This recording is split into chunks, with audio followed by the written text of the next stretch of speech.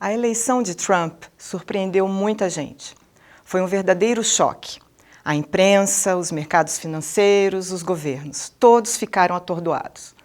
Como uma pessoa como Trump, um outsider, que não fez carreira política e levava uma vida de celebridade cheia de polêmicas, incorreções políticas e empreendimentos duvidosos, pôde virar presidente da maior potência econômica e militar do mundo. Neste vídeo, vamos discutir algumas razões que levaram à sua eleição. Razões de ordem estrutural, relativas à globalização e às ligações da economia americana com a da China, e outras de ordem conjuntural, como a falta de bons candidatos no Partido Democrata. Desde o início, a rejeição ao nome de Hillary Clinton era enorme, e Bernie Sanders era mal visto pela cúpula partidária. Hillary era rejeitada por grande parte da sociedade por seus laços com Wall Street. Lembremos que, com a crise de 2008, milhões de pessoas perderam suas casas e se empobreceram, enquanto os bancos ganharam cada vez mais com a ajuda dos políticos de Washington, como Hillary, que nada fizeram para atender parte da população que vive em uma crise sem fim. Vamos nos deter na situação econômica dos Estados Unidos, o fator decisivo e central para a vida das pessoas. Nas últimas décadas, os Estados Unidos têm passado por um processo muito particular. A economia americana se desindustrializou e se interligou de maneira muito intensa à economia chinesa. Como assim? As empresas americanas, desde os anos 80, têm procurado reduzir fortemente os seus custos, se instalando em outros países. A saída mais importante foi a instalação na China. Por quê?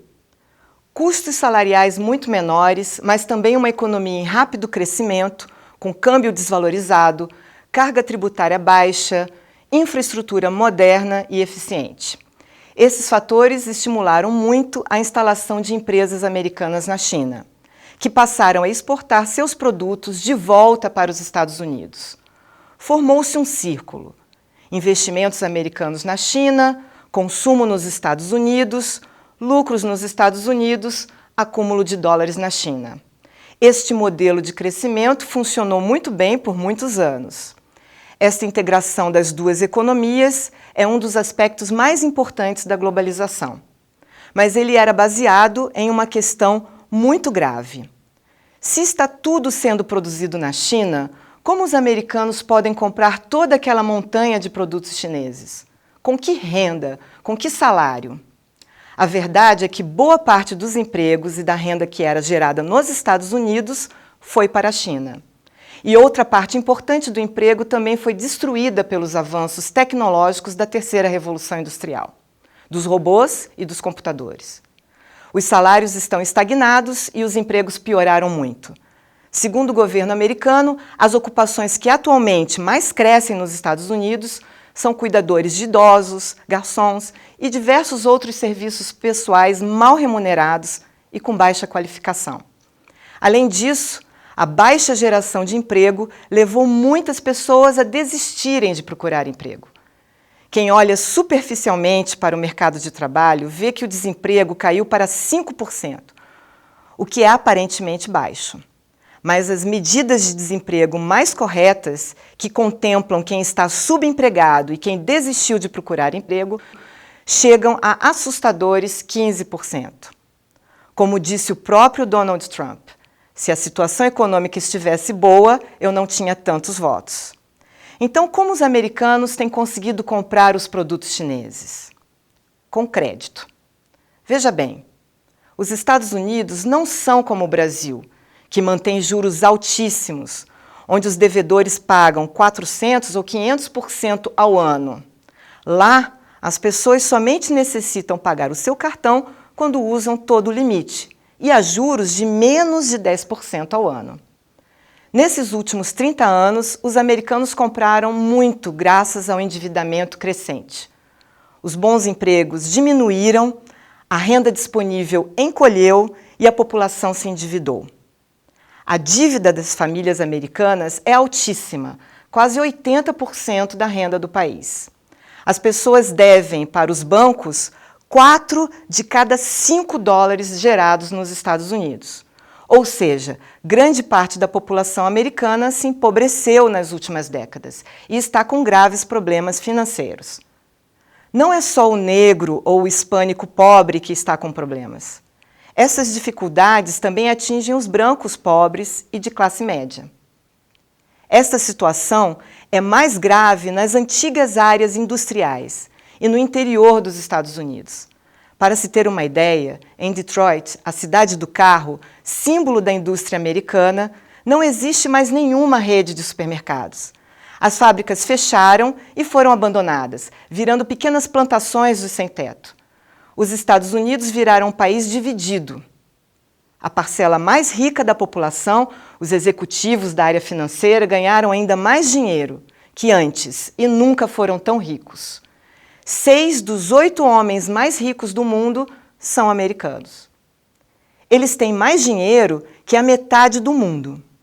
Isso mesmo, 6 americanos têm mais dinheiro que 3,5 bilhões de pessoas. Vejam o mapa. Ele mostra onde Trump ganhou e também onde a população americana perdeu com o processo de globalização. Trump ganhou em praticamente todas as cidades americanas. Ele perdeu apenas nos grandes centros que concentram os vencedores da globalização. Aqueles supermilionários que acabamos de mencionar e o pessoal que os serve em seu entorno. Empregados domésticos, mordomos, motoristas, estilistas, pilotos, etc. Vamos lembrar que este não é um problema recente. São décadas em que os americanos vão solidificando uma percepção que os seus empregos estão sendo roubados pelos imigrantes e pelos chineses. Esta é uma percepção que encobre uma realidade grave. Os imigrantes e os chineses trabalham por uma remuneração inaceitável para os padrões americanos. Mas existe uma realidade: o desemprego e a falta de perspectiva dos americanos, que alimentaram um forte sentimento de desesperança. O futuro foi ficando mais sombrio. Na política dos dias de hoje, como ocorre em muitos países, todos dizem que a situação é muito difícil. Mas dizem também que há muito pouco a se fazer e que é preciso se preparar para fazer sacrifícios. Neste ambiente, surgiu Trump, com um discurso inacreditável, discriminando mexicanos, muçulmanos, tratando as mulheres com primitivismo e violência, revelando um conhecimento primário das raízes da crise americana e hostilizando de forma preocupante a imprensa. Trump foi ganhando fama de que é capaz de mudar a situação. Como a história já mostrou em diversas e notáveis ocasiões, sua falta de compromisso com a verdade é transformada e percebida por parte da população como coragem, sinceridade e verdade. Make America Great Again, fazer os Estados Unidos grandes de novo, seu bordão, calou fundo na alma dessa enorme quantidade de eleitores que vem sendo derrotada nas últimas décadas. Em seu primeiro mês como presidente eleito, Trump tomou decisões e fez declarações muito eloquentes e preocupantes. That's what I do. I fix things. We're going to straighten it out. Believe me, when you hear about the tough phone calls I'm having, don't worry about it. Just don't worry about it. They're tough. We have to be tough. It's time we're going to be a little tough, folks. We're taken advantage of by every nation in the world virtually. It's not going to happen anymore. A postura e as decisões de Trump, num cenário tenso como o atual, agravam a situação internacional. Paira sobre o mundo a sombra da intensificação de conflitos bélicos.